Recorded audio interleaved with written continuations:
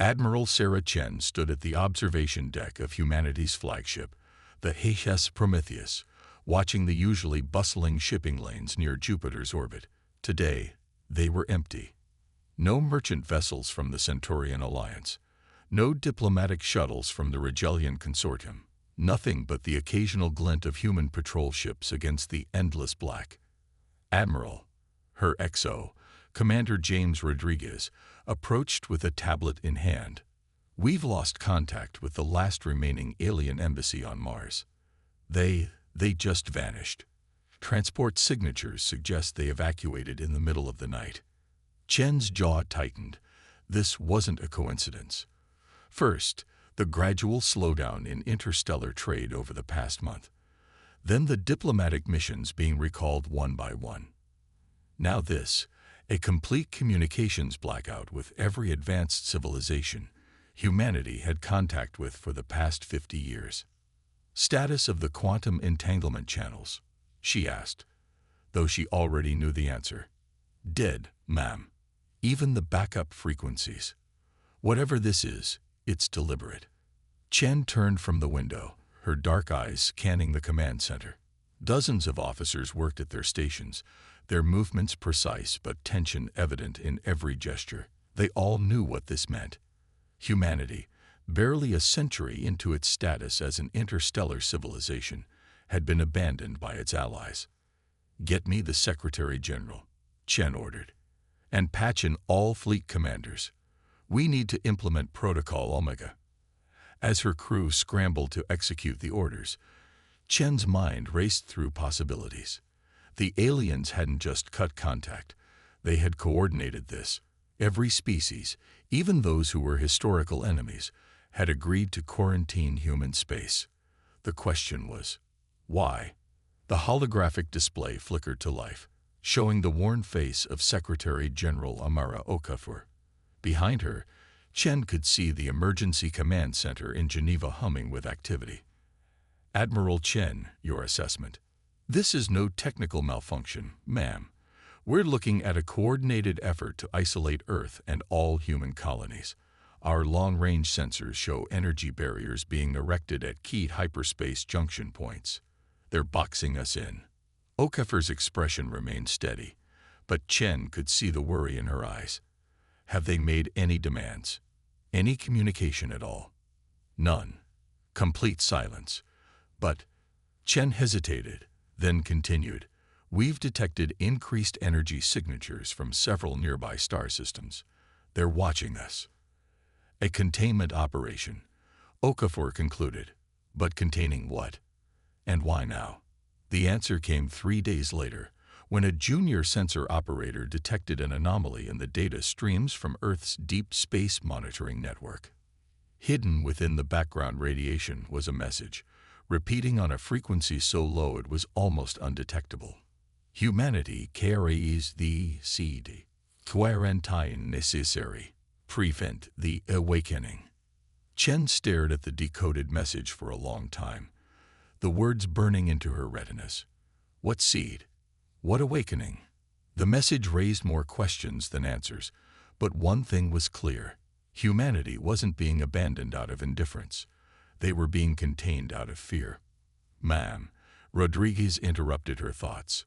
"We're picking up movement at the edge of the solar system. Multiple ships dropping out of hyperspace.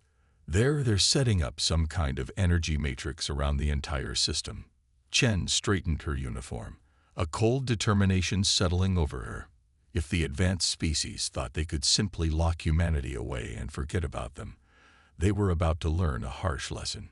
Humans had clawed their way up from the dirt, survived countless disasters, and reached for the stars despite all odds. They wouldn't be caged now.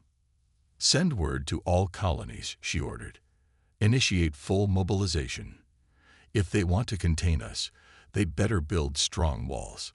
Because humanity." She turned to face her crew, seeing the same determination reflected in their eyes. "We don't do well in cages."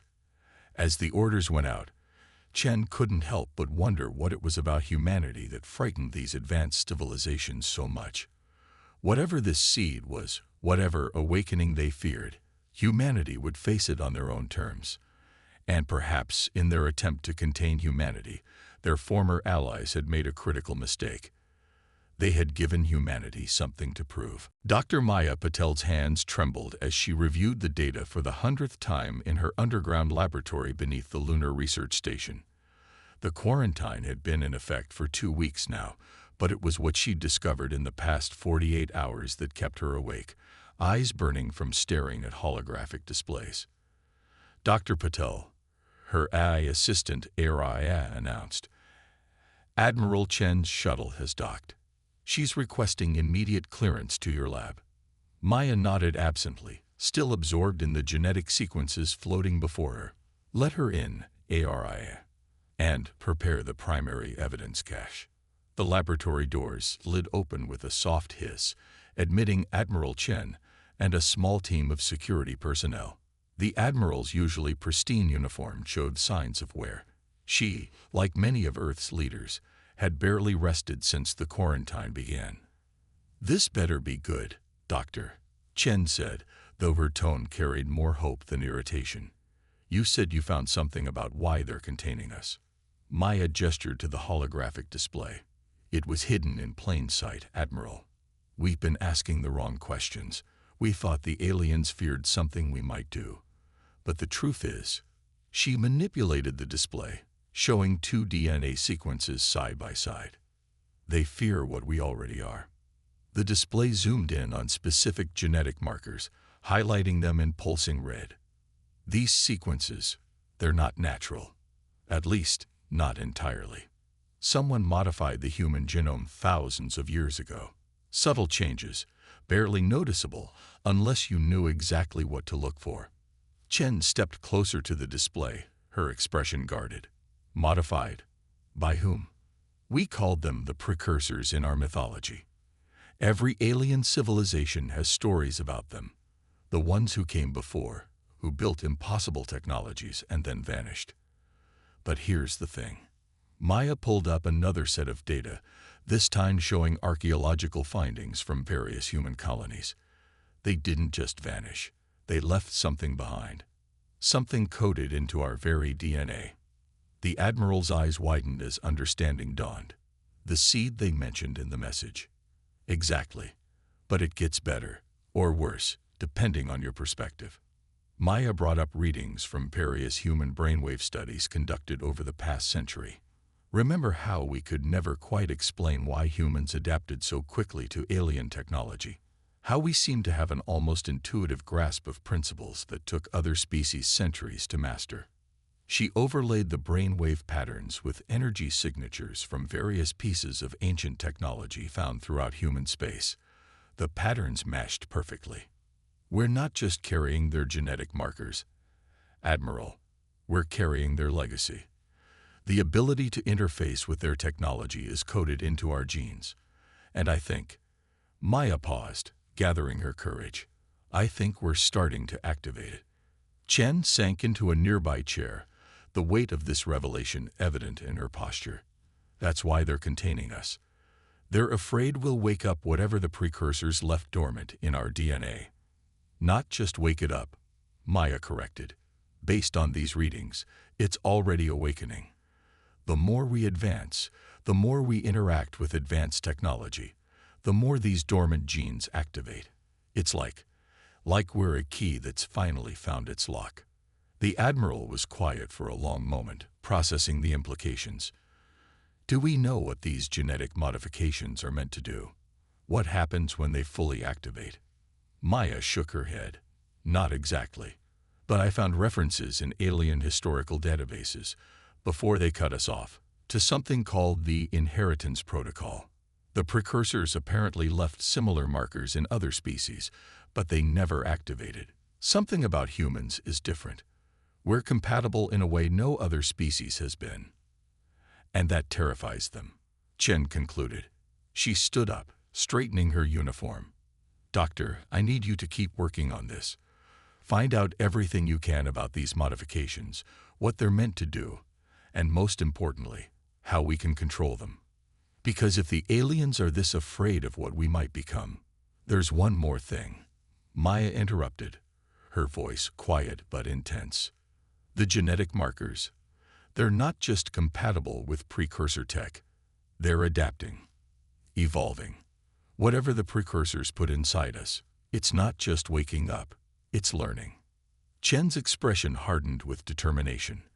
Then we better learn faster, because I have a feeling our former allies won't be content with just containing us forever. Sooner or later, they'll decide that the safest course of action is to eliminate the threat entirely. As if in response to her words, the laboratory's emergency alerts began blaring. Aria's voice came through the speakers, urgent and clear. Multiple unidentified vessels detected entering the outer solar system. Energy signatures match known warrior-class ships from the Centaurian Alliance. How long? Chen demanded. At current velocity, 18 hours until they reach Earth orbit. The Admiral and the scientist shared a look of grim determination. The quarantine had been just the beginning. Now, humanity would have to face not just isolation, but extinction, unless they could unlock the secrets buried in their own DNA and time. Beneath the ice sheets of Europa, in a research facility that officially didn't exist, Dr. Maya Patel and Admiral Chen stood before something that shouldn't exist, a perfect sphere of what appeared to be liquid metal, suspended in a containment field. They had 12 hours before the Centaurian fleet arrived, and this was their last hope. "We found it 3 years ago," Maya explained, her voice hushed with awe. It was dormant, like everything else the precursors left behind. But now, she gestured to the readings on her tablet.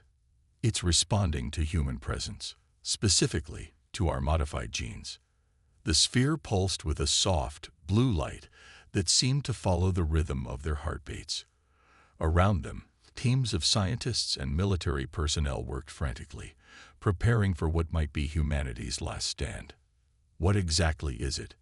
Chen asked, resisting the urge to reach out and touch the mysterious object. "We think it's a key." Maya pulled up a holographic display showing the sphere's internal structure.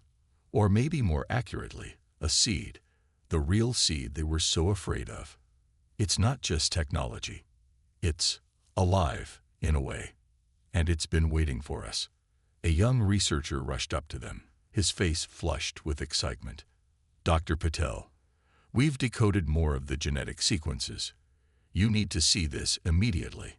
The holographic display shifted, showing a complex double helix with highlighted sections. "The modifications in our DNA," Maya explained, "they're not just random changes. They're instructions, a kind of biological key.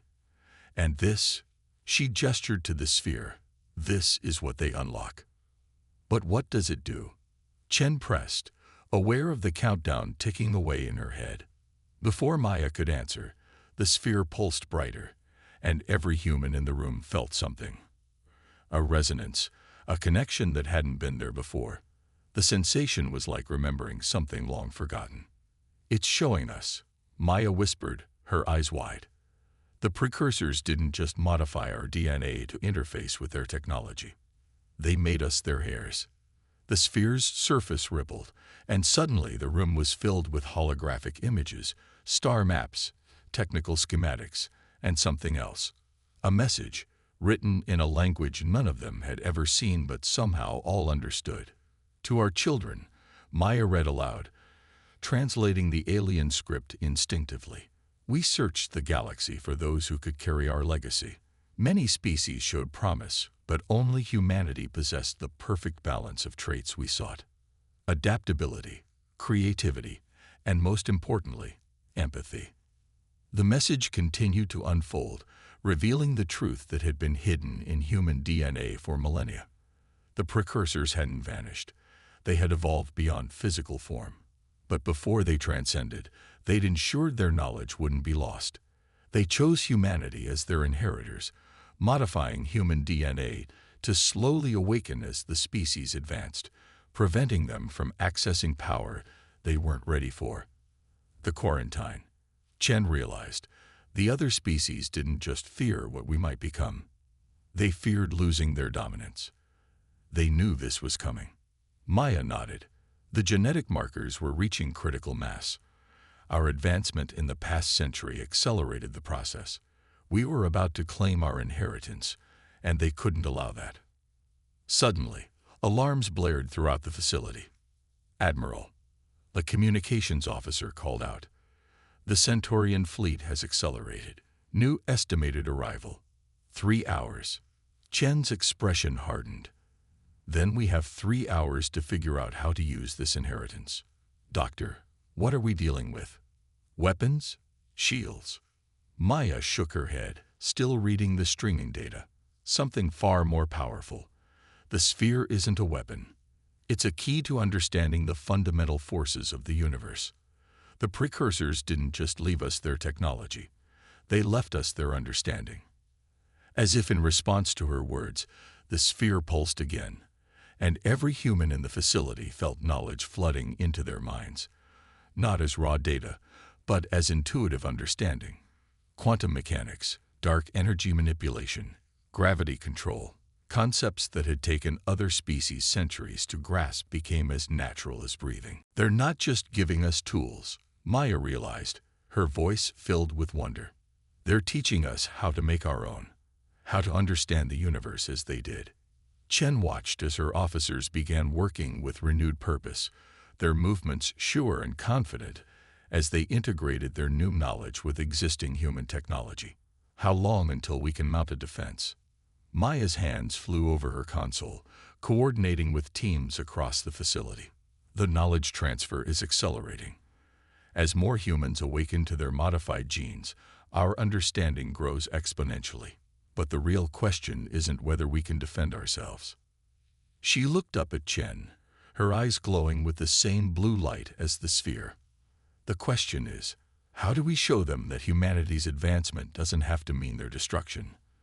The precursors chose us not just for our potential, but for our capacity for empathy. Perhaps that's the real test, not whether we can fight, but whether we can make peace from a position of strength." Chen nodded slowly, understanding dawning in her eyes.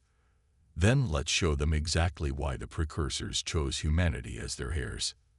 The Centaurian battle fleet emerged from hyperspace like a storm of metal and energy, 300 ships strong. Their weapon systems powered up immediately, targeting Earth's orbital defenses. But humanity was no longer the same species they had sought to contain just hours before. Admiral Chen stood on the bridge of the HSS Prometheus, watching the tactical display with newly enhanced perception. The inherited knowledge from the precursors flowed through her mind, showing her patterns and possibilities that would have been invisible before. "All ships, maintain defensive positions," she ordered, her voice steady.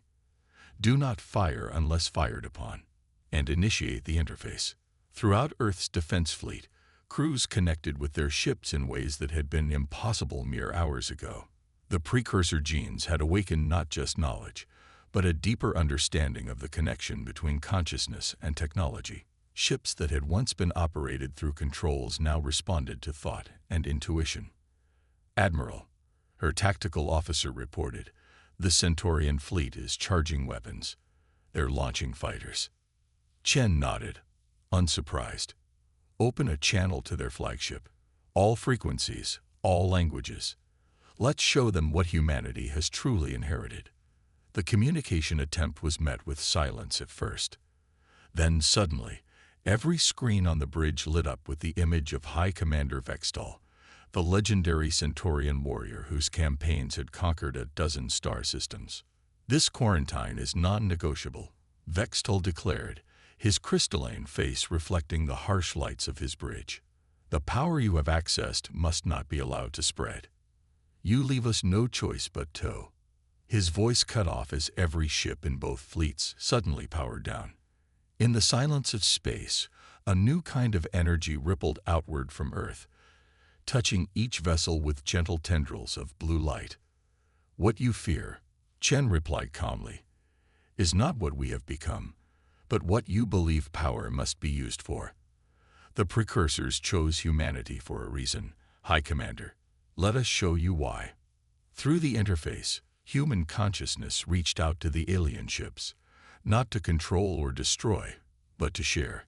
Every alien crew member suddenly found themselves experiencing memories, human memories. They felt the joy of a child's first steps, the grief of losing a loved one, the triumph of scientific discovery, the wonder of seeing Earth from space for the first time. "We could disable your ships permanently," Chen continued. "We could rewrite your weapon systems or tear apart your fleet with gravitational forces you can't begin to comprehend. But that's not what this power is for.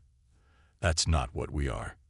The blue energy coalesced into a massive holographic display visible to both fleets, showing the true scope of the precursor legacy. It wasn't just technical knowledge or physical power, it was understanding. The ability to see patterns in the cosmos, to grasp the interconnectedness of all things, and most importantly, to choose wisdom over fear. "Your civilizations feared we would become conquerors," Maya's voice joined in from the research facility. "But the precursors didn't choose us for our capacity for dominance. They chose us for our capacity for growth, for our ability to face the unknown with courage and curiosity rather than fear." On the Centaurian flagship, Vextol watched in stunned silence as his tactical displays showed the true extent of humanity's transformation. Their ships were now operating on principles his scientists couldn't even begin to understand. Their defenses could shrug off his fleet's strongest weapons. And yet, they hadn't fired a single shot. "We offer you a choice," Chen said, her voice carrying the weight of humanity's new purpose. "You can fire upon us, force us to defend ourselves, and learn firsthand why the precursors entrusted us with their legacy. Or you can join us in understanding what this power is truly meant for, not the domination of one species over others, but the elevation of all." The interface hummed with potential energy, ready to defend Earth if necessary. But in that moment, something unprecedented happened. Across the Centaurian fleet, crews began reporting the same phenomenon. Their ships were responding differently, becoming more alive, more aware. The same genetic markers that the precursors had placed in humanity were beginning to resonate with other species, awakening dormant potential that had always been there. "You're not containing it," Maya explained, her voice filled with wonder. "You're evolving with it. The precursors didn't just choose humans. They chose us to help awaken the rest of the galaxy. We're not the end of their plan. We're the beginning." In the space between the two fleets, the future of the galaxy hung in the balance. Humanity had risen from quarantine to reveal not just power, but purpose. The question now was whether their former allies could overcome their fear to embrace a new age of understanding. In the 3 months since the standoff with the Centaurian fleet, Earth's orbital space had transformed. Where there had once been military vessels poised for conflict, now research ships from a dozen species worked alongside human vessels, studying the awakening that was spreading through the galaxy. Admiral Chen stood in the newly constructed convergence station, watching ships dock through windows that shifted between normal space and quantum dimensions. Beside her, High Commander Vextol's crystalline form caught the light of distant stars. "If you had told me 3 months ago that I would be standing here, working with humans to understand the precursor legacy," Vextol said, his translator conveying a tone of wry amusement, "I would have had you tested for neural parasites. And if you told me we'd be teaching Centaurian crews how to interface with their ships through consciousness alone," Chen replied, "I'd have suggested the same." The station hummed with activity as scientists and researchers from across the galaxy worked to understand the changes spreading through their civilizations. The awakening that had started in human DNA had triggered a cascade effect, activating dormant genetic markers in other species. It wasn't identical to the human transformation. Each species was developing its own unique connection to the precursor legacy. Dr. Maya Patel approached them, her tablet displaying streams of data from the latest experiments. "The results are extraordinary," she announced. "Each species is accessing the precursor knowledge in ways that complement their natural abilities. The Centaurians' crystalline biology allows them to store and process quantum information directly. The Rigelians' collective consciousness is expanding to encompass entire star systems." "And humanity?" Vextol asked, though his tone suggested he already knew the answer. "We remain the bridges," Maya said. "Our adaptability, our creativity, the very things that made others fear us, are what allow us to help each species understand and develop their awakening in their own way." A flash of light from the observation window drew their attention. A Rigelian hive ship was demonstrating its newly discovered ability to phase between dimensions, its massive form shifting like light through a prism. The sight would have been terrifying 3 months ago. Now it was cause for celebration. "There's something we haven't told the general population yet," Maya said, her voice dropping lower. "We've decoded more of the precursor message. This awakening, it's not just about giving us their knowledge. It's preparation." Chen and Vextal turned to her sharply. "Preparation for what?" Chen asked. Maya's fingers danced across her tablet, bringing up a star map that showed something massive moving at the edges of known space. The precursors didn't just transcend physical form. They found something out there, something that made them realize the galaxy's species would need to evolve to face it. But no single species could handle the transformation alone. They needed us to work together. That's why they chose humanity, Vextal realized. Not to rule or conquer, but to unite. Your species' greatest strength isn't the power you can wield. It's your ability to help others find their own power. The station's alert system chimed softly, drawing their attention to a new set of readings. More ships were arriving. Representatives from species that had initially supported the quarantine, now coming to understand and participate in the awakening. "We're receiving a transmission from the Galactic Council," an officer reported. "They're requesting permission to establish a permanent embassy on Earth.